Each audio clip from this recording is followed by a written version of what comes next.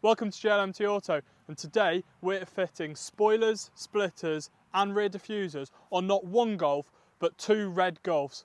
One's my brother-in-law's, which is a Golf R MK7 and a MK6 GTI.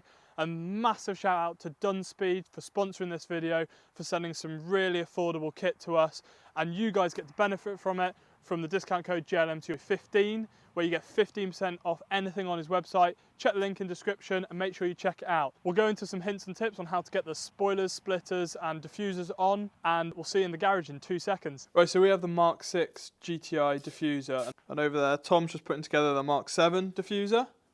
So you actually have to build these. So you have a single frame that goes across here, and then you have your fins that bolt to, and then your outside sort of bits that go on the bumper just to make it a little bit wider. So we're going to put this together, get some nice peels on the plastic, and then we'll get it fitted to the car, and then we'll jump over to the MK7 and do the exact same. So if I bring this in for a slightly closer look, what we're doing is putting a right angle bracket like this.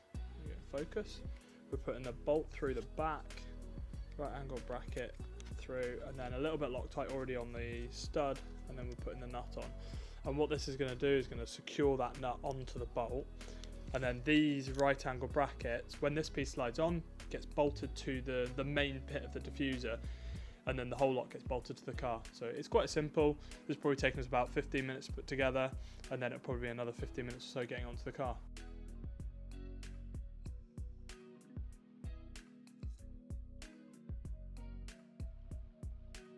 So there you have it, fins are now on. Again, took us about 15 minutes, and then this will get bolted onto the car now. So in the diffuser itself, it's got some pre-drilled holes which line up nicely, if I get that flush on there, which line up nicely with some areas where you're going to drill straight through with a self-tapper.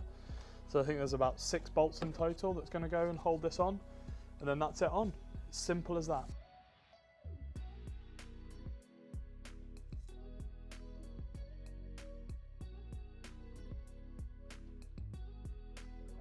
So then the final bit of the jigsaw is this little bit here, which sits somewhere like that and just gives it that little bit of extra width at the rear. Again, I'll do a nice peel. Then we'll get this fitted.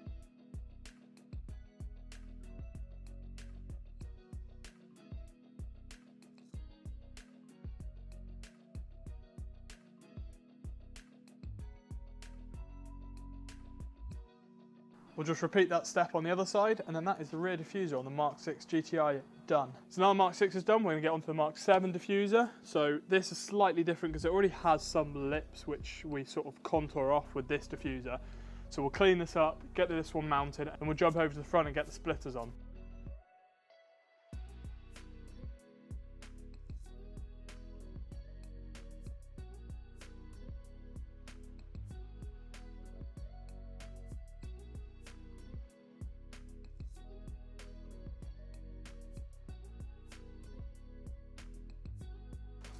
MK7 diffuser on, we'll go and do the lip. So here we have the front splitter, lip, whatever you want to call it.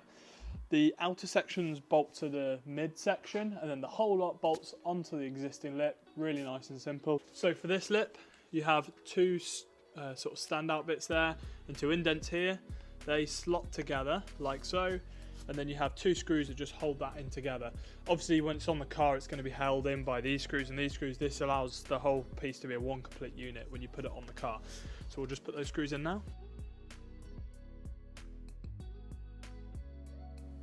So in addition to the 3 screws that hold this edge piece on, and then the 3 that hold the middle, and then the 3 on the other side, I'm also going to put some 3M tape here. Just between these, just to give it that little bit of extra rigidity once it's bolted on, and it'll stop this rubbing away any paint. Admittedly we're going to put some holes through, but I just want to reduce the amount of damage that this could create if someone wants to put the car back to stock. So we'll get this on now with the 3M tape and I think it's 9 screws in total, so it shouldn't take too long to put on. So I reckon with the 3M tape we can probably line it up quite nicely.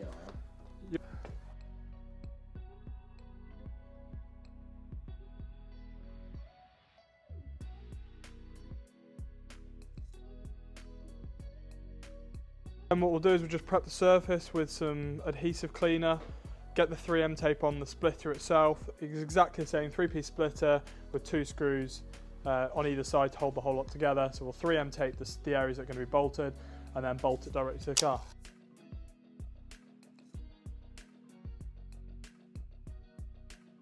So now we've got the diffusers on and the splitters on, it's time to get the big wings on. So we've got spoiler for both sort of on the OSAR, or I think it's OSAR style.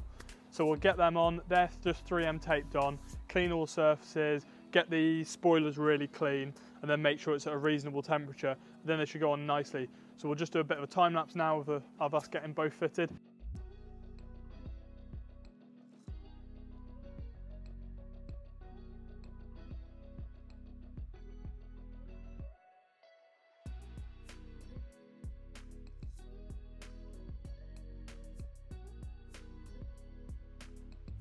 So what we've gone and done, we've matched up the spoilers to the existing spoiler, seen where the contact points are, and then absolutely covered it in 3M tape.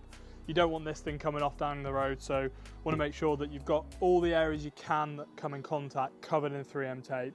Peel it off, make sure both surfaces are clean, and you're good to go. It's effectively stick it on, and hopefully the first time you put it in, it's in the right place. A little bit of a trick, it's a little bit cold today, so what we're going to do is heat up the surface that the 3M tape is going to go onto, so it just adheres that little bit better. Then when it does cool, it's already stuck, so this is just to give it a little bit more adhesion on initial application.